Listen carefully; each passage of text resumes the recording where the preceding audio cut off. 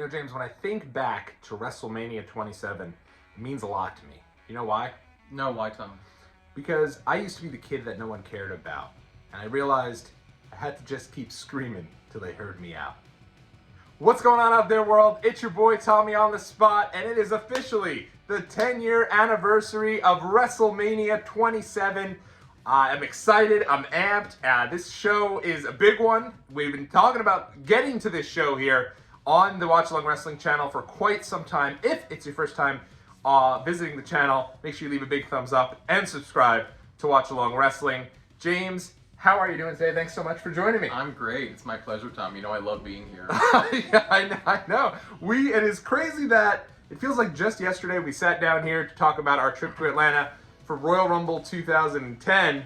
Little did we know, just a year furthermore, a year or so out, we'd be returning to the great state of Georgia for our first ever live WrestleMania. I mean, to set the scene, when we were leaving Atlanta, I think on the cab ride to the airport, we heard on the radio, oh, they're going to do WrestleMania here next year. And we thought, oh, maybe we should do that. And then maybe 3 days out from WrestleMania, you were like, so I found WrestleMania tickets, do you want to go? And we kind of just did what we needed to do and went. So, to circle back even further, when we went to the Royal Rumble 2010, you and I, after the show had ended, we passed by a diner. And at the diner, I said, James, we should go to this diner. And he said, I gotta be honest, Tom, I'm completely exhausted. I wanna go back to the hotel. So we went back to the hotel, skipped down to the diner, you went to sleep. I went downstairs to go and read all the dirt sheets and stuff like that, because you couldn't get it on your phone yet in 2011. So I was in the business center, which was located right in front of the lobby of the hotel. On the computer I was, and in came dad and son dressed full head to toe in John Cena gear. I let out a big, the infamous, which I've let out many a time in my time. Hey, you guys went to the show? Of course, two random John Cena fans in the middle of Atlanta right after the Royal Rumble. Of course they came back to the show. And we got to chatting and they said, not only did we go to the show, but you guys see that diner up the street? We just came from that diner and we met Edge, who had just returned and won the Royal Rumble 2010. And I called you from the workout facility they had there, the little gym. And I said, James, you're not going to believe this. You know that diner we didn't go to? Well, that guy did go, and he met Edge. And you said, so what is the purpose of this phone call? What is the purpose of this phone call? To make me feel like shit? Other than to make me feel like shit. And I said, well, that's not why I put, but I mean, in retrospect. And so the next morning... Did you see photos of these two with Edge? They did, yeah, they showed me. Okay, I was going to say, he really was there. I was going to say, if you believed it at face value, I wanted to see proof, but okay, they approved. All right. They showed me the pictures. And the next morning, when we had left and we were heading to the airport, yes, in the cab, they said, just announced today, big press conference at 10 a.m., WrestleMania will finally be coming to Atlanta. Because at the time, this is what WWE would do. They would have the Royal Rumble in a particular area, and that the day after the Royal Rumble, they would announce that WrestleMania was coming in the following year. They did this a couple of times, and so they did this for right after the Royal Rumble. They stuck around to the press conference for WrestleMania, and you said, Tom, we will go to WrestleMania next year, and we will stick around till the Raw after WrestleMania, and after that Raw, we will go to that diner and see if we could bump into anybody else. Is that what we did? And that's exactly the plan that we set in motion. This was a few years in the making. I know that we had a couple of Christmases where you had gotten me the idea of tickets or purchased some tickets, and then we ended up returning them and not going. I want to say dating back all the way till Detroit in 23. Oh God, we're lucky we didn't go to that one. I mean, I agree. A lot of people love that show. I completely agree. A lot of people don't like 27. I love 27. It has a special place in my heart. It was our first WrestleMania live. So, I don't know, I may be biased, but I think 27 gets a really bad rap among some of the fans, and I don't think it's nearly as bad as 28 the year after, which I feel like was, like, top to bottom, a much worse show. I completely agree. And hopefully by the end of this, there's one thing we could maybe hope to accomplish during our talk here today is to convince everyone that 27 wasn't so bad. That's a great point about 28. I do think that's an incredibly overrated show because the couple of the big matches got a lot of hype going in. But 27, I think going into that show at that point was just at such an absolute hype. You had the return of The Rock, who kind of came out of nowhere. Yeah. What were your thoughts when The Rock made his return to WWE in February of 2011, being announced as the host for WrestleMania 27? I mean, I enjoyed The Rock when I was younger and he was like a thing in the Attitude Era. But I remember, I think it was like a SummerSlam 2003 we went to, and The Rock came back and he was booed out of the arena. Was, He was trying to like do some like crowd service stuff. And I think they were just like chanting "Go make movies" or whatever. So it was interesting to be like 8 years later how the tides had turned back to like, you know, the nostalgia and loving The Rock again. I like The Rock. I think he's talented. I think he's, you know, the biggest success story WWE's have probably ever had. So, well, and what's interesting is right around this time he links up with the Fast series, Fast and Furious, and I feel like his movie career up until that point had kind of taken a step back. He had done The Tooth Fairy. I was gonna say, how dare you? The Tooth Fairy was a modern classic. Walking Tall, The Scorpion King. Yeah, I mean, like, these movies were not, like, it looked like, yeah, he was doing enough to continue to get work, but it really, I don't know if it had anything to do with his return to WWE, but it felt like The Rock's star, from this point in Hollywood, takes off to the next level as well. I remember watching that Raw, though, and they had the announcing who the host of WrestleMania was, and at the time, I was going through the Rolodex of names, and it almost had felt like The Rock was never going to return. John Cena would talk about The Rock pretty frequently, about how he turned his back on WWE, and it just felt like Dwayne Johnson was never coming back. So when he came back, it was I remember it just being huge. I remember going nuts. I think I called you, and I think I said, we're definitely going to WrestleMania. We gotta get there. And then you couple that with the return, the 2/21/11 vignettes, which were like these dark vignettes that were taking place where it had, everyone thought Sting was the big debut. And of course it wasn't Sting, it was the return of The Undertaker, but they did that great piece where Undertaker returned and then he gets to the ring, and when that happens, Triple H returns at the exact same time. They come out, they both say nothing, they just stare at the WrestleMania sign, and away we go off to WrestleMania. But I remember that was so well done that it felt like, those two big stories going into WrestleMania, coupled with things like The Miz's world title run, kind of the rise of some of the newer crop of talent, the Alberto Del Rios of the world, coupled with the Jerry Lawler getting a big renewed push all of a sudden into the main event picture. It felt like a really exciting time to be a fan of WWE. It did. I mean, if you think about it, we've talked about a couple different shows here. We clearly were huge fans at the time. But going and planning the trip to WrestleMania 2011, I think in going into this, one of the main things for me was, I remember, it was a couple days beforehand, it was always one of these things I'd always throw out there. Hey, we should still do that trip to WrestleMania. Hey, do you remember when you said we were going to go back and do WrestleMania? And it was like, are we actually going to do this? Because WrestleMania was the one show that eluded me and you for a long time. Yeah. I had seen every other major pay-per-view from WWE besides WrestleMania, so. Yeah, and it really, for me, my first event was that event with you, SummerSlam 2002. And then Survivor Series 2002 I went to as well. And then I went to the Royal Rumble in 2008, 2010, and 2011. So it was, at this point, I was like, I need to get to WrestleMania. And it ended up where we decided that this was going to be the show that we went to. I wanted to do the entire experience. I called you up. I said, listen, I don't care what we do on the trip. You can take over the reins of booking this entire trip. But I want to do Access. I want to do the Hall of Fame. And I want to do WrestleMania. And then you said, hey, well, if we're going to do it, we may as well stick around for the Raw after WrestleMania. And the reason I had to take the reins in booking that trip is the year before when we went to the Royal Rumble in Atlanta, Tom booked us a hotel in what I can only describe as Skid Row. It was pretty bad. It was not good. I did not feel the safest there, and I am not pretentious. I will stay in any hole in the wall, but it was bad. So the next year I found us a really lovely airport hotel, tucked away, pretty nice comparatively to what we had been in the year before. So. Yeah, it was, and I remember that. I mean, we had talked about it in our trip, the Royal Rumble trip, and I'll throw that video down in the comment section below. But we had mentioned how, we were on that trip, and within minutes we're pretty much mugged. We weren't really mugged, but we were fine. It was close to a mugging. It was like a mugging adjacent, maybe. The thing is, you can't really, somebody can't just straight up mug you in Atlanta because the entire city is under surveillance from the Olympics. Yeah, what they can do is follow you around from 2 feet away for about 15 city blocks and then demand money the entire time and make some wild accusations about how they made out with Christy Yamaguchi one time. Right. And then eventually Tom gives them, I don't know, how much was it? Well, so he turned around. I was trying to hide my money, the guy who was walking around. And I realized, like, he's going to ask for money. So I took out all my cash to hide it so that I could say I had no cash, all I had was cards. And then when he turned around, I had all my money looking like the $1 Million Man Ted DiBiase.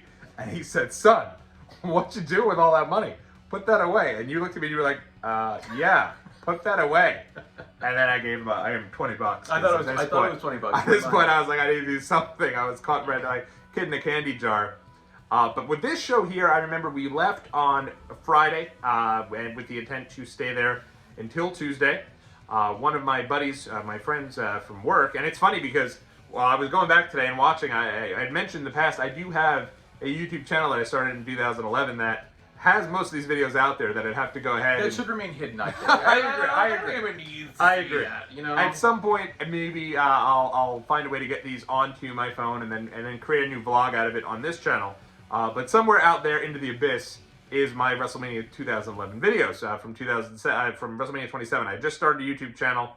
I was really into it, and at the same time, I also didn't think you could bring. We didn't have phones at the time. It wasn't a phone camera. I had a camera, so we couldn't actually bring any of the camera along with us to like inside of the venue because I had a flip cam, which is actually ironic because Zack Ryder at the time is doing his videos with the flip cam, the Z True Long Island Story. And so flip cams at the time were like the thing that, if you wanted to do videos, were the thing to do. Do you remember the flip cam? I was going through some old stuff in my apartment. I just found one. Really? In its original box. I was really surprised. I don't think it works, but... That is pretty crazy. So we went down there, WrestleMania 27 weekend. Friday, we arrived down there. I don't remember what we did on Friday when we first arrived. I know we at some point did do the aquarium. Oh, I forgot. Wait. I'm confusing the two trips together because... I know we did the World of Coke and we did the aquarium the one year. I think maybe we did that the first time. We might have done it the second time too. I don't know. We only did World of Coke once because I loved it, and to this day I want to return and take my wife and now my daughter and to go to World of Coke. I thought it was so much fun. The infamous Beverly Soda's gone, sadly. Oh, is it? Yeah, they no longer have it in the little taps there. Oh, that is brutal. I guess they were only making it for the purposes of disgusting people at the World of Coke, and it didn't make much financial sense. So I guess it's done. I mean, as much of a weirdly consumer-driven weird thing as it was, I really enjoyed the World of Coke. Oh, absolutely, yeah. I mean, it's kind of like the Hershey chocolate. I was gonna say, take me to Hershey Park. I'll do any of that stuff. Yeah, I don't care. And the entire thing there is basically an ad for all things Hershey. So, I loved it. I thought it was great. And but we returned to Atlanta. I'm not entirely sure what we did on the Friday, but Saturday, woke up full of piss and vinegar. Mr. Affliction had an Affliction T-shirt, an Affliction hoodie, and a beanie on. That was pretty much my wardrobe at the time. Beanie or tilted fitted. And away we went. Everything was located pretty much right in the center of Atlanta there. So you had Phillips Arena here, and you had Access over here. We started our day with Access, and I remember that day I'd gone downstairs. I was waiting for you because I think they had something that they took us, maybe like a hotel shuttle or something. And they found these four guys who were like four friends who were in different parts of the world at this point in their life, but they always got together to do a WrestleMania trip. And I thought that was the coolest thing in the entire world, that these four guys were taking times away from their family to go and do WrestleMania. And I loved that idea of it. I like the idea of it. I feel like those four were kind of like incredible losers, but the idea of it seemed nice. And I remember I called you and I was like, James, these four guys, they've invited us to come with them to Access. What do you say? And you were like, no. So, yes, that was, you had said no. I'm glad we established a pattern that back then you would call me with ridiculous nonsense bullshit and I'd always have to, like, rebuff it in some way. So we went to Access, and I remember, this is our first time going to Access. I had gone to FanFest in 1994, WrestleMania 10, but first time going to Access. James, what are some of your memories of our trip to Access? I remember posing in an Undertaker coffin. That's right. They had the Undertaker grave. Oh, I remember meeting Cody Rhodes. Yep, met Cody. Meeting Daniel Bryan. Daniel Bryan, yeah. I was going to say his old name. I feel like we met some other people. Did we meet Paul Bearer? We met Paul Bearer. Oh, wow. That was great. What a trip to Access this was. R.I.P. Paul Bearer. I know. He was awesome. Well, so the thing about Undertaker's coffin that was really cool was Undertaker's grave, and he's still in the streak, so the grave was still one of the attractions at Access. This year, they replaced Undertaker's theme song with Ain't No Grave by Johnny Cash. And so as you walked around this grave, they played, like, blaring the Ain't No Grave by Johnny Cash. And pretty much throughout the rest of Access, you heard that song by Tiny Tempa that I referenced in the beginning of this video. I'm not sure if you caught on with the "Used to be a kid that no one cared about." I had no idea what that was. So. It was Written in the Stars, Tiny Tempa. I do like that Written in the Stars. Was that Kevin Rudolph? Kevin Rudolph. Yeah. He actually back-to-backs WrestleMania. He did I Made It as WrestleMania theme for 26, and then came back WrestleMania 27 with Written in the Stars. So Kevin Rudolph, Mr. WWE there for a year. I mean, the chorus Written in the Stars is good. It was solid. So I'll tell you, I every time I hear it, I always think back to our trip, and it's a really good tune. So, but yeah, they had the Undertaker grave, and I'll never forget, because they didn't want anyone to remember that Undertaker had defeated Triple H at WrestleMania 17, because they wanted to build this up as like a new match, first time ever at WrestleMania. So they had Triple H's they had each one of his opponents that he beat on a tombstone in this gravesite, and they had Triple H's all the way in the back, kind of hidden in the little dusk there, that we got a kick out of, because it was very, very weird that they didn't want to play off of this match. And clearly the reason is because they had a plan to do this back-to-back years at 27 and 28, and I guess they thought maybe 3 WrestleManias was too much for Triple H and Undertaker. The other pieces that I remember about Access, as we heard somebody I don't know what that was. I was like, okay. Very, very strange. But the other pieces I remember about Access, they had a deal where you could take a picture of Mr. McMahon's blown-up limousine from the time where Mr. McMahon died, which is bizarre, because they've wiped that entire storyline out of memory. But yes, Mr. McMahon got blown up and passed away, and then obviously they got rid of that storyline because of the Benoit thing. So you could pose with the blown up limousine. They had the Hall of Fame, which is typically something that they have an exhibit for at Access, and this year they had one where Shawn Michaels' entire wardrobe was on a rotating deal. All of his wardrobes that he wore at each one of his WrestleManias was there, that you can kind of go and take a look and pose with, and that I thought was cool. And they actually had a replica Mr. McMahon office set, which was a replica of his office in Stamford, Connecticut, with the dinosaur head, and we took a picture there too, if I'm not mistaken. I think we did. I think we did everything that we could have done, yeah. So it was very interesting, and Access, I'll never forget meeting Daniel Bryan and telling him how excited I was, and he said, what match are you looking most forward to? And I said, of course, your match with Sheamus.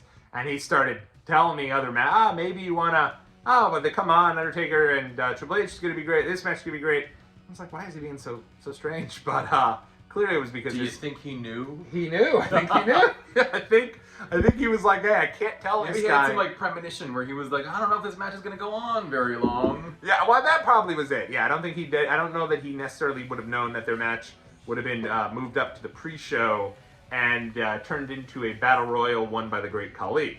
But that being said, I think absolutely he was clued in, and I think that he knew the match wasn't going to be something that would have built up to my standards. But Daniel Bryan, one of our favorite wrestlers for a long period of time. We saw him so many times in Ring of Honor, and I'm so happy for the trajectory his career has taken over the years. He deserves it. He's the nicest guy, the hardest worker. He's just very decent. He was very nice to all those very creepy fans he had for many years. He did, yeah, it's very true. true. He's a good dude, so I'm happy for him. And he's bringing WrestleMania again this year, ironically enough. That's so great. It's pretty awesome. And but yeah, we were so excited because we were finally going to see Daniel Bryan wrestle at WrestleMania, and we did, but it was in a strange little lumberjack match that quickly became a battle royal on the pre-show, which we'll get to. But Cody Rhodes, meeting him at Access. If you remember, Cody Rhodes was wearing the mask. I remember the mask. And he wore the mask every single time he was out in public during that entire WrestleMania week. He had the mask on at all times to sell the idea that he thought his face was scarred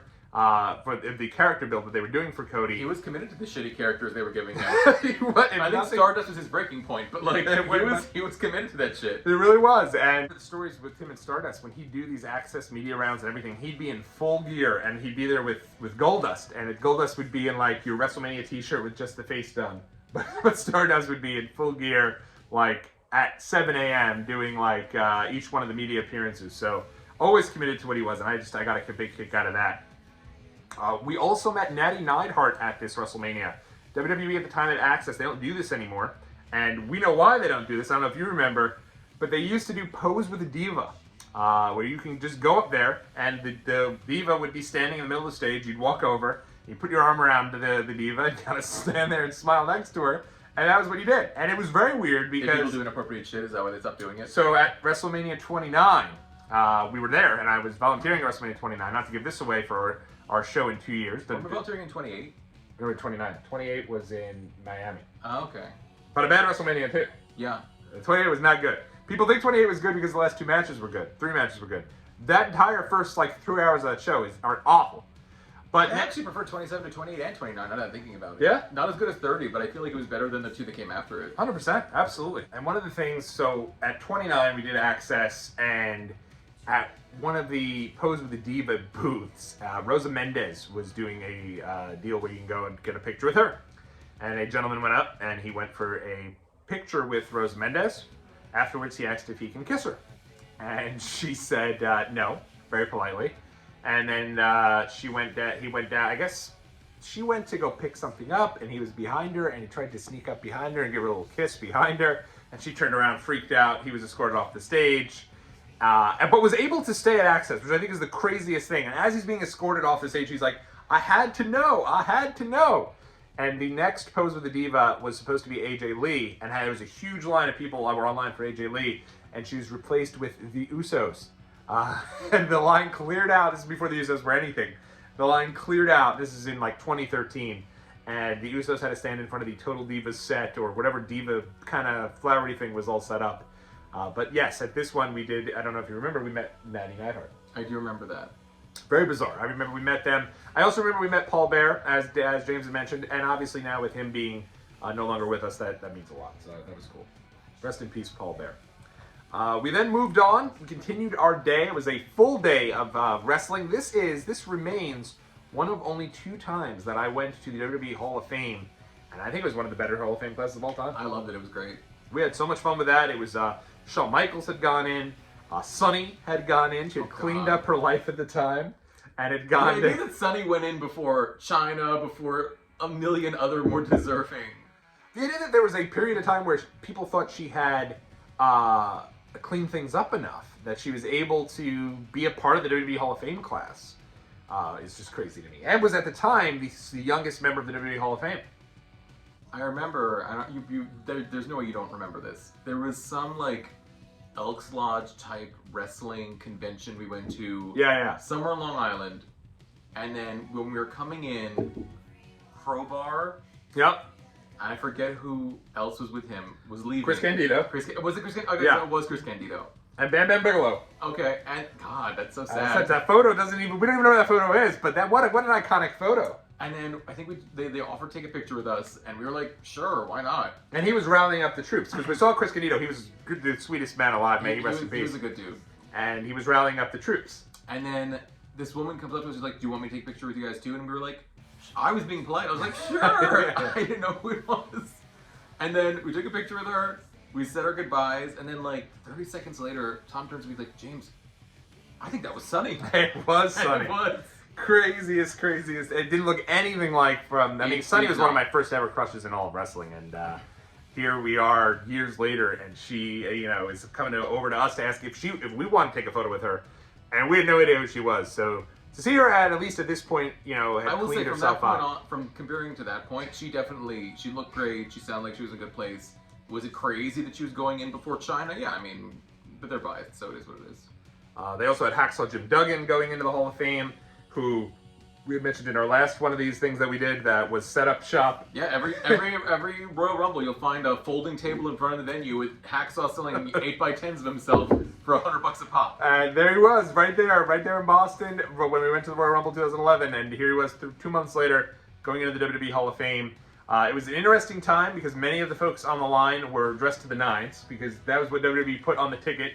It was business casual preferred, or you had to dress in a suit, and I love the idea behind that, but I think only so many people took that serious. I don't know what you wore. For me, business casual was a black hoodie and a black t-shirt. Yeah, and mine was a whole hell of a lot of Affliction gear.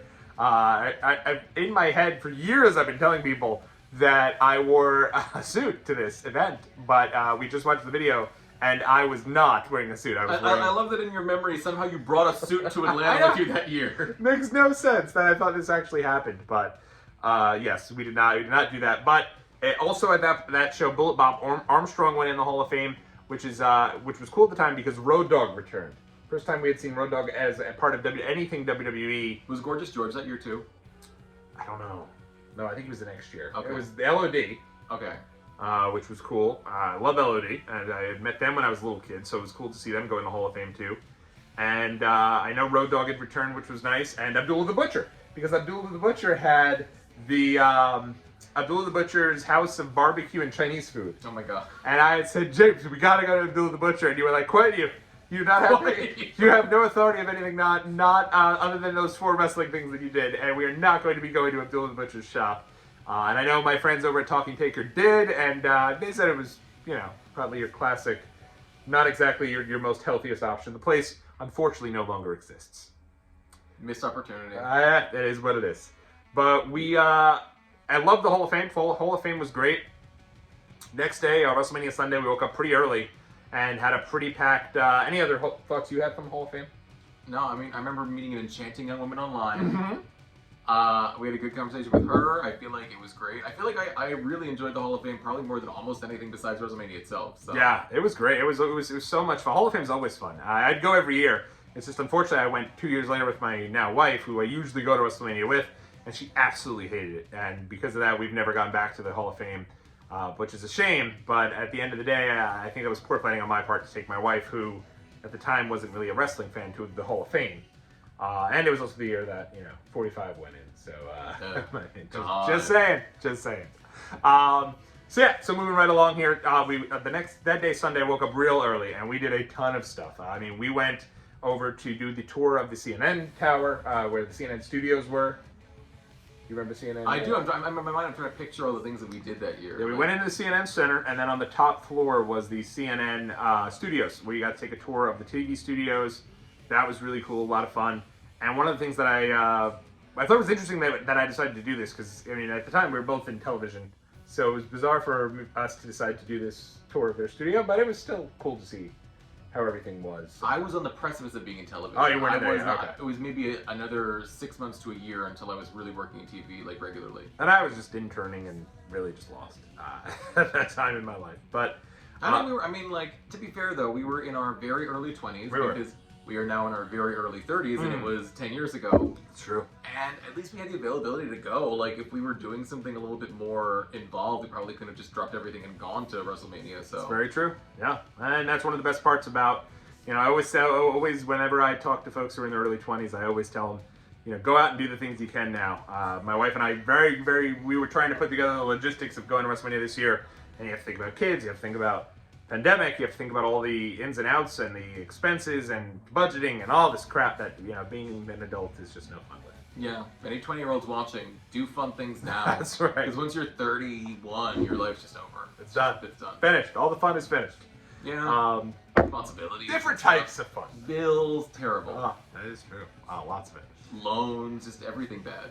I also went to Flip Burger, which was awesome. You had suggested that. I was a big Top Chef fan. Top Chef. And it was Richard Blaze's place in Atlanta. I heard really good things about it. Those nitrogen milkshakes were great. Yeah. I think we went to Vortex Burger. That we did on the Monday. Yep. Yeah. I think we went to some breakfast place that I had watched on some other food show that was really good. Yes. Because the first trip to Atlanta, I feel like I let you dictate too much, and we ate terrible food and stayed in Skid Row. So the second time, I'm like, okay, I'll do the hotel. I'll decide the better places to eat, And it's funny because going into the show, we're getting there, and when we were on our way going to actual Atlanta, I'm talking about how horrible the food is in Atlanta because I had known how bad it was going there because of all the places that I chose the first time around. All I remember the first time is our freezing cold hotel room and us having no options but to order from the 24-hour pizzeria the worst food I'd ever ate in my life. I don't think I even was able to eat it. Yeah, it was brutal. But then we went to WrestleMania, and I'll never forget, we almost ended up missing a little of the pre-show because we were so far away. If you remember, we were by a Waffle House, and we had to walk all the way back to I remember your temper tantrum. I did. I was like, we're not going to miss the fucking pre-show because it starts in 2 hours, and there's no way it's going to take us 2 hours to get back. So. We did make it plenty of time. We did. And we were actually sitting there for a good half an hour before anything even happened, which I think should remind you of. And if there's one thing I remember about that WrestleMania, and it really, I see this, many more times. My first WrestleMania, I had been to 6 after, but every time was how much the city was into everything. I remember seeing the big posters on the lamppost with John Cena, the big awning when we were walking over to the Georgia Dome, which had and I remember I said all the big stars and Alberto Del Rio because he was up there with Edge and John Cena and everyone. Even that feeling in the airport, I'll never forget. I let out a big Who's ready for WrestleMania, baby? And did the Jericho thing, and you walked away from me, and no one else was going to WrestleMania that time. Smart choice by me. 10 years ago. So but I had done the Jericho. So it was just a total, like, probably the most pumped up I'd ever been was walking into the ramp over to the Georgia Dome, seeing it in front of us, and knowing that once we got in there, we were going to be at WrestleMania. It was fun. It was crazy because we'd never been to WrestleMania before, so it was like a big moment. I remember being very excited for it. Yeah, and go ahead. Now, even thinking back, like, it really was like a great experience for a first WrestleMania. Yeah, and I remember we walked in, and it was one of these things where I opened up and I'd been marking out all weekend to the point of annoyance. I was really just, the senses were overflowing. I was really pumped up about it. I remember, I tried to go to WrestleMania 20, couldn't get tickets, tried to go to WrestleMania for so many years, never thought it was going to happen, and finally got in. And so I remember we walked up that ramp, opened up the curtain, and it was like this huge, like this massive, something I had never seen before. So many people there just to see wrestling, and I remember we both had a moment we were like, holy shit, like we were here, and this is incredible. And if you remember, literally, I think we were in one of the final rows of the entire place. I was fine with it. But it was such a great view because you saw everything, and right next to us was the camera that like zooms in and out to show the whole like crowd view. So literally on the tippy top of the arena, but didn't matter for us. We were excited to be there, and it was just great. So, getting into some of the ins and outs of the actual event, what are some of the things that you remember the most, James? From that WrestleMania? From that WrestleMania. It's hard because the 2008-2011 period of time in my personal history is a very foggy time for me. Yeah. But I remember everyone in the crowd being very annoyed with the Snooki match that was going on. Well, so this didn't dawn on me, because like, for me, when I think about WrestleMania, I think it's built on wrestlers and celebrities. First ever WrestleMania main event, you had Roddy Piper and Bismarckable Paul Orndorff against Hulk Hogan and Mr. T. Cyndi Lauper was in one of the big matches. So the idea that like Snooki, who was in one of the biggest shows in the world at the time, was a part of WWE, it was huge for us. We loved the Jersey Shore. I mean, love is a stretch. Yeah, I love is a strong word, but it was enjoyable. But I think, now that I'm thinking about it, I feel like there was a little bit less celebrity involvement in some of the WrestleManias leading up to that. I feel like the early WrestleManias were really about like marrying the wrestling world with the entertainment world, and then I feel like after it kind of like just became about the wrestling for a long time. Because also in the Hall of Fame that year you had Drew Carey. That was a very strange choice. We have one involvement his entire time in WWE. One little appearance at Royal Rumble 2001. They'll throw out a fucking Hall of Fame invite to anyone who's appeared on Raw for like 5 minutes, as long as they can get someone with any kind of notoriety to show up to something. So, but I was amazed that Snooki could do like, I don't know what it was, like a bunch of back handsprings. Yeah, like, it was like a Catwoman type move across the whole ring. I was impressed by that. So I did not think she had that in her. Well, because the stories coming out leading up to that, where that Snooki was showing up like drunk to pre-tapes, wasn't taking it serious. But now here she is. She's doing back handsprings. She's hitting the moves like Tajiri, and I mean, I thought she did great for a celebrity. I thought she did pretty well for herself. Yeah, and this is also at the time where WWE's bringing back Tough Enough. Celebrity's a strong word. For a non-wrestler, I thought she did pretty well for herself. Right.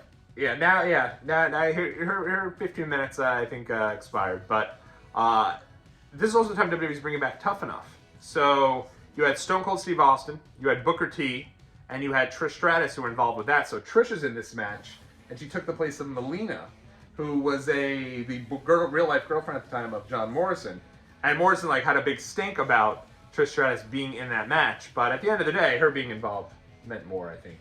I think it's aged better than the idea of Melina being in the match. Right. There's one thing I remember probably most about this. The match of the night for me was Triple H against The Undertaker. This match is still one of my favorite top 5 WrestleMania matches of all time. I remember you nailed the amount of near falls that was going to be. I had a prediction based on the Taker matches from the years before. I was like, here's what's going to happen. It's going to be a near fall, and they're going to continue wrestling, that it's going to be close again, and they're probably going to go through about 12 more times, and then literally was like that much. But honestly, it made it suspenseful. It was good. Like It was. It worked. I remember me, at the time, and many people know this, I was rooting against the Undertaker streak, and so... How dare you? I know. And you were there for when it broke, so... I was. And you were devastated. I was, but that day, I was really rooting for Hunter. I really wanted to see him win. Why? I know, of all people. Can you imagine if Triple H had beat the Undertaker's streak? Biggest piece of shit in all of wrestling. People would be so unhappy, and I would have been jumping for joy. I was so excited. Like, anyone needs any more reasons to hate Triple H instead of all the ones that already exist. Like...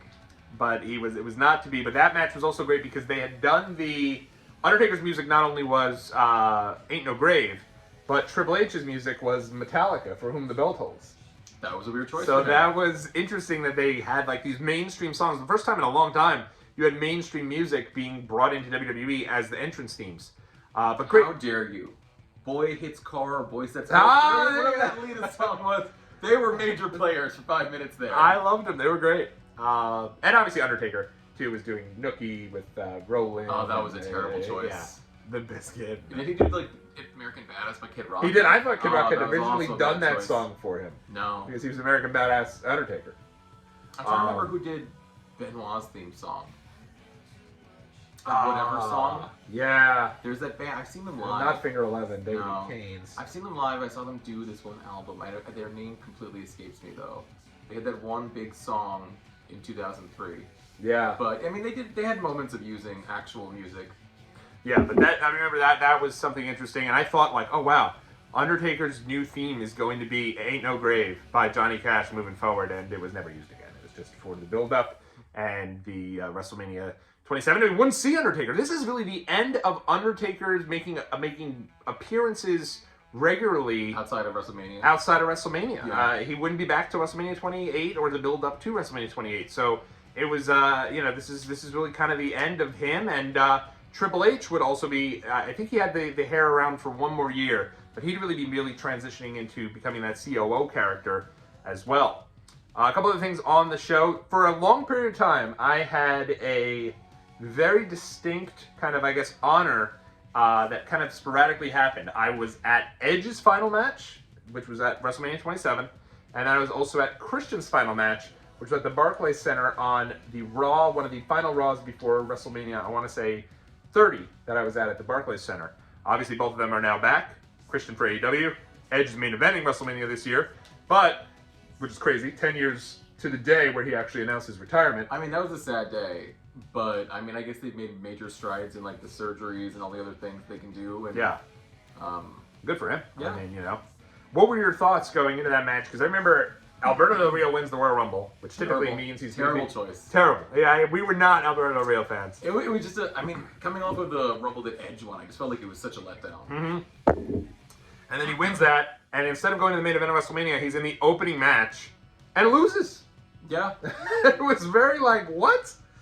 Also on this show, probably one of the top 5 worst WrestleMania matches of all time. Going into it, I loved the build. I thought it was fantastic. The match just unfortunately did not deliver. It was Jerry the King Lawler against Michael Cole. Michael Cole with Jack Swagger in his corner. Stone Cold Steve Austin as the referee. They pull out every bell and whistle for this one, but it went on forever. And of course, at the end, the decision is reversed. Michael Cole gets the win and goes on to start his WrestleMania streak that thankfully has only got to 1-0. But bad stuff. Not the best. What did you think of the Miz versus... main event of the show. Yeah. That was... it felt weird that it was the main event, though. I'll say that. Like, there was something about it that didn't quite feel like main event worthy as the very last match. Because it was the last match of the night, right? Yeah, it was the last match of the night. If you watch this show, and then you watch the entrances of John Cena and The Miz, and then you turn it off, pretty damn good show. I think you feel pretty great. Yeah. Problem is, Miz gets knocked out 1 minute into the match, and so the match isn't very good.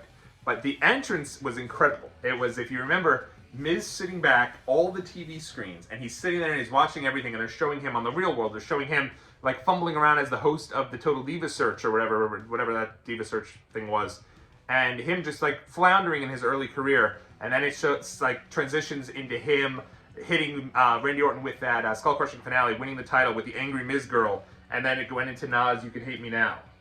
And then that transitioned into the big blow-up, inflatable, awesome sign. And him and Alex Riley come out. I got goosebumps even thinking about it. It was fantastic. It's just one of my all-time favorite WrestleMania moments. And then that transitions to the choir coming out and doing "Your time is up, my time is now" for John Cena. But just two great. I think it was the choir. Was it the church choir? Does that sound about right? It sounds right, but I don't know. Could have been any year. Yeah. Somebody out there is typing furiously to tell me I'm wrong on that one. But I think I'm right. And I think that it did happen. And I loved those entrances. They were great. Of course, the whole point of this entire show really was The Rock's involvement. I'll be honest. I love The Rock. I was happy to have him back. Didn't love his involvement on this show. Could have done without it. He didn't really add much. He didn't. I mean, he added a ton. This buy rate for the show is incredible. I mean, a lot of it is because of The Rock. But, and the point was you wanted to see where Rock was going to end up with Cena. And at the end, he comes out, he lays him out. But I was just happy. I remember, I'll never forget walking through CNN Tower and the iconic sign that I have a photo of somewhere where, because they're in that CNN Tower is where you have all your places to eat, your gift shops, everything. And it's also a hotel. And someone has had a sign hanging off their balcony that said, "If Cena wins, I'll jump off this balcony." Because at the time it was, "If Cena wins, we riot." This was, "If Cena wins, we jump off this balcony."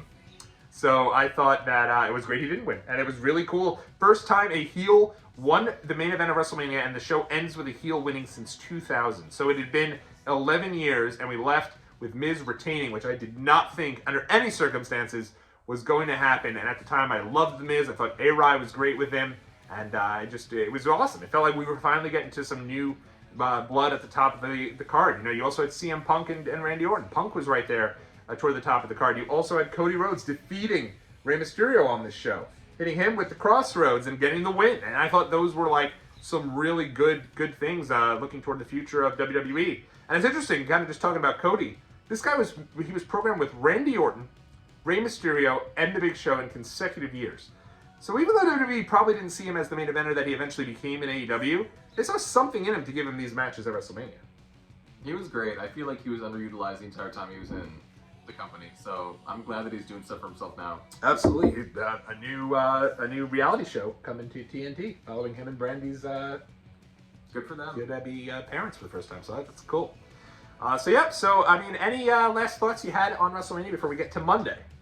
Not that I can think of. Do you have any last thoughts on WrestleMania? I mean, I kind of went through most of my highs and my pieces there. One other thing I remember, Kozlov is taken out of the match, and we were going through, who could be the mystery person who's going to join Santino, Kane, and The Big Show to go against the Core, and it ends up being Kofi Kingston. And that was pretty disappointing. Look how far Kofi Kingston's come since then. Absolutely. Now he probably the greatest WrestleMania moments of all time with Kofi Mania. So really good stuff, and thankfully they disposed of the poor Core. Going into that show, the thought originally was Wade Barrett against The Undertaker. Instead, Wade Barrett's in an 8-man throwaway tag and disposed of in 2 minutes. The idea of the Core was terrible. Did they even spell it weirdly? I feel like 2 hours. Yeah, that's not a good choice. No. So crazy stuff. But all in all, I thought this was a very underrated WrestleMania. I think there's so much to it. I think if you go back and you watch a lot of these, it's way better than you remember. It gets a lot of hate that people I remember leaving that show with my Triple H and Undertaker WrestleMania shirt. And just feeling like, wow, we were just this was incredible. I still have that shirt. I've not worn it once, but I still have it. I think I wore mine probably every WrestleMania I went to, I always wore it. Because to show people it was the first one I went to. But really good stuff there. And then Monday. I remember Monday waking up. We slept in a little bit because we were on that WrestleMania high. And if I'm not mistaken, wasn't there a huge flood in where the train area was to get back? There probably was. And so it was thousands of people kind of jammed in that little area. So we didn't get out of there until pretty late. But when we got back next day, Monday, we ended up at, you had mentioned the Vortex Bar and Grill. Vortex is great. Vortex was awesome. We went to that little area, Five Towns? Five Towns, yeah. Little Five Towns, which was really cool. Went to the park over there, which was really nice. And then settled in for Monday Night Raw. Do you remember the perennial WWE superstar that debuted that night? The night after WrestleMania 27. We were there for it live. No. It was Sin Cara. Wow. Showed up. I wouldn't call him the perennial superstar. Wow. Do you remember the dude who premiered that night? Well, I will say that WrestleMania, that was probably the first time I realized. I had been to one other Raw after WrestleMania, 2 other Raws after WrestleMania. I missed 29. My tickets were fake, so I had to go to that one, and our tickets were free for that one. But then 30 I also went to. And I guess 35. So I went to a bunch. But Raw after WrestleMania, I remember going into that being really exhausted, and like I wasn't even sure we necessarily. At this point, I was not. Hate to say it, I was a little wrestled out. But we got into that show, I didn't and think that was possible. So. and you were you were pushing me like, we got to go. It's gonna be fun. And we went, and they set up the match at the end of that show for Rock versus John Cena for the next year's WrestleMania, which I thought was really cool to go do it a year out. This is your main event for next year. Get going. You have all the people who are still in Atlanta, who are celebrating, doing everything, and then getting set for WrestleMania the following year. Yeah. Pretty cool. And I will say this. I think it was also great that because you were able to come and you were able to set up the different things for us to do. I've been always very clear on here that I'm not the guy who goes to WrestleMania week and does 5,000 independent shows and Ring of Honors and has the shows that start at 10 a.m. and go until 2 a.m. and non-stop wrestling. I'm just loving life and all these different things. I want to go. I want to explore the city. And it was great that we were able to set that tone because years later, all the trips I'd eventually go to with my wife pretty much followed the same mold. I'd set up the couple wrestling things. She'd take care of the rest of everything else we wanted to see in the city. And it worked out really well. I'm glad your wife's a nice placeholder for me. Oh, that's terrible. I apologize. She'll never watch this. No, man. Well, no. Unless I actually force her to sit down I don't think for an hour and then watch us here. But the moment of the entire trip. No, what I should say is I think Erica owes me a debt of gratitude that I've shown you the way of not going to a city and eating at Applebee's. You're 100% right. That to go to the places, we were talking recently about how my wife and I about how we've grown up a little bit, and go to these places. But back then we were going to these places, and I remember the Vortex Bar and Grill, and that place had something where it was like this heart attack burger. It was actually called a heart attack burger, and it had like 3 patties, 6 pieces of cheese, 8 pieces of bacon, and it came with a mix of tots and fries in cheese sauce, drowning in cheese sauce. Did you eat that? No, I don't remember you eating that. We didn't get it, but it was one of the things they had on the menu. I had some pesto burger and it was fucking incredible. I had never had pesto on a burger and it was amazing. So I give you a lot of credit. A wonderful trip. I appreciate looking back. But before we even the final, and do you have any other thoughts on the Monday after? No, I'm pretty good at my final thoughts on Raw. Yeah, the Raw was pretty much. It's known for the debut of Sin Cara and the John Cena Rock face-off, and probably not even the debut of Sin Cara. But the big moment that comes after this is we go back to the diner. We follow back. So if you've waited this entire time, send me a link over on Twitter at WatchLongTommy. Let me know you watched this entire show to let me know that you waited to hear the story of the diner afterwards. We went to the diner, went back to that diner, and we walk in, and who did we see there? Do you remember the 3 people? It was one of the Bella twins, Nikki Bella, Dolph Ziggler, and Zack Ryder. That's right. Because Dolph and Nikki worked together at the time. Yeah. And they're in a booth. Literally, we walk up the stairs, and right there in the booth, right in front of us, and I remember just being like, oh my god, James's plan actually came to fruition. I mean, there were also a lot more wrestling fans there that year. I feel like because the Rumble from before, 1, it was the Rumble, it wasn't WrestleMania, and 2, it was fucking freezing that night. It was like sub-zero. Yeah. So I feel like people weren't just like wandering around. So there was a lot of like wrestling marks around. Yeah. I feel like there was like one very inappropriate one who maybe like sat in the booth. Well, yeah. I remember saying to James, what do we do here? Because it's a really tough spot. You don't want to go over while they're eating. At the same time, when are we ever going to see these guys again? So we wanted to take over at some, and I remember we're kind of keeping a bird's eye on them. We're kind of in the back of the restaurant. We see them, we're kind of keeping an eye on them. And yeah, some fan just walked right over and jumped in the booth and started getting photos with them. And then that was it. They were done. So they got up to leave, and I'm like, I got to go and try to at least do something here. And at the time, I had just started watching Zack Ryder's Z True Long Island Story. I just kind of really getting into YouTube. I was doing my own YouTube. I loved Ray William Johnson's Equals 3. Was that what it equals 3? That is what it was. Equals 3. I loved it. Fantastic. Every couple days he'd have a new one. And Zack Ryder's Z True Long Island Story. And I became a huge fan of Ryder. I'd already been a fan due to the Long Island connection. Obviously, I'm from Queens. I was there the night they won the titles, him and Hawkins, in Nassau Coliseum. So I felt a connection there with him being kind of local. Went to National Community College. Not sure if you knew that. And at the time, I started really getting into Ryder. He was one of my favorite wrestlers. Starting to sound a little weird, but yeah, I was. He was probably my favorite wrestler at the time, and he wasn't on WrestleMania. And I remember walking in and seeing them over there, and I walked over, and you were behind me. I think you were sitting there to see if this worked before you came over. Because I really just didn't want to have it. It's awkward. It is awkward. It sucks. Don't get me wrong. It's the worst. And my wife, she's big on it, but she doesn't want to do it. She always sends me over to do the talking to the wrestlers, like, oh shit, there's Jimmy Uso. Tom, go over and see if we can get a selfie. But they don't care because it's her. But me walking over by myself, like, this was not going to go well. I knew it wasn't. I walk over, and I'm full of piss and vinegar, and I see Dolph Ziggler walking over. He's holding hands with Nikki Bella, and I said, hey, do you mind if I get a picture? And he just said, not today, Mark. And he was walking, and I was, like, so deflated, but at the same time, I kind of expected he was going to say that. And I said, actually, to be honest, I meant more Zach, if I can get a photo with him. And this popped Dolph. Because at the time, Zach was kind of coming up on the rise, and people were getting behind him. And one of his best friends is Dolph. So Dolph was like, oh, shit, kid, go for it. That's what he called Zack Ryder, kid.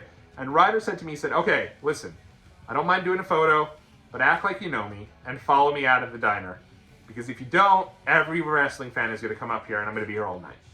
So I said, okay, great, I'm just going to call my friend over, and I start waving you over as we're exiting. I was like 4 feet away, but yeah. Well, in my mind, you're all the way down. I was going to say, like, I heard the whole conversation, but yeah, okay. And then you came over, and I think you took the photo of us, right? I did, and he asked if I want a photo, and I said, I'm good. Oh, did you? I was going to say, I don't remember you having a photo. I didn't, because I didn't necessarily want to bother him. I just wanted the interaction to be over as soon as possible. And 2, I was good. You know. Yeah, it was, and then Dolph and Nikki never did give us the photo. I think even after that I tried once more, and he was like, absolutely not, we're good, That's on you, I don't want a photo with Spirit Squad anyway, so. There you go. But interestingly enough, just 2 years later, Nikki Bella would be a huge star on Total Divas, and who would have thought, not now me. WWE Hall of Famer, like, how does that happen? At that point, she was really nothing. I was recently telling Bruce about the old Bella angle where one of them would hide under the ring. Yeah. He could not believe that was a thing that they actually did. That was twin magic. Yeah, it was great. Ridiculous. But an incredible time, so much fun. I'm so glad that, 10 years later, we're still able to do this. 10 years to the day. 10 years to the day we're recording this. April 3rd. Probably won't go up right away. Probably will go up on Easter Sunday. Hopefully. But we're going to do some editing here and go from there. But I'm excited that we're still friends.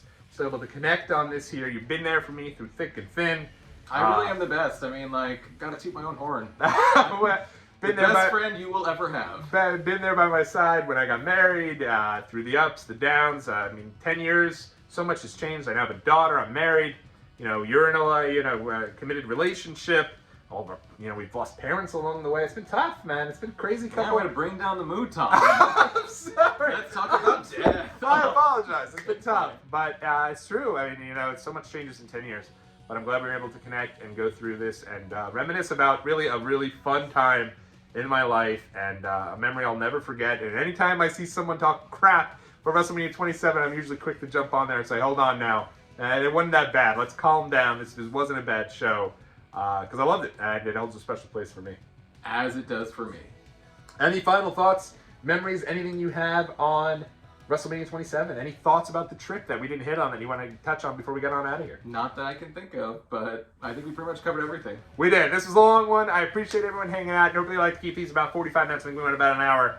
But you could tell, certainly I was very excited. I was excited. You were excited, but me, I think I was... My default setting is the lack of enthusiasm, but I was fully excited to go to WrestleMania. You were. And to talk about it and to just reminisce about these memories. If you guys were at that show or if you remember anything about WrestleMania 27, please let us know in the comment section below. And this now, I remember we do one... Toby had talked about the three of us connecting for Money in the Bank 10 years later. We weren't at that show, but we watched it together. And it's kind of the summer of CM Punk. Maybe we'll do that. That'll be fun. Sure. That would be cool to do that. But this is kind of the end of we've been so many shows. I think we went to one other Ring of Honor show at the end of 2011, and we hated it and left early. That was a rough one. And we left, it was like an hour-long draw main event, and we left before it. Thank heavens. Can't imagine if we had been sitting there for a full hour-long draw. But we really and then fell out of love with Ring of Honor and independent wrestling for a long period of time. But it was a good run that we had though. I mean, we were there when Daniel Bryan was there. We were there when Tyler Black, who's Yeah. now one of the biggest stars in WWE. So we were there for a lot of. I mean, Seth they Rollins. poached so much of their talent from those like Ring of Honor 2007, 2011 years. I feel like it's a big deal now. So I mean, those are good years. Yeah, absolutely. Well, that is going to do it for us. Thanks again, James, for checking us out and joining us here on Watch Along Wrestling. Always great I to can have be you back here. in 2 years for the WrestleMania 29. Oh, WrestleMania 29. We're gonna have to do a three-parter. That was going to be. Show that was. That is going to be a lengthy one. It's going to be several parts. We're going to have to do that one for WrestleMania 29. Part wrestling, part living nightmare. It was, yeah. I mean, one for the record books. But glad we were able to reminisce about a truly fun experience at our very first ever live WrestleMania, WrestleMania 27. Until next time, everybody, I am Tommy on the Spot. This is my main man, James. See you guys in the next video.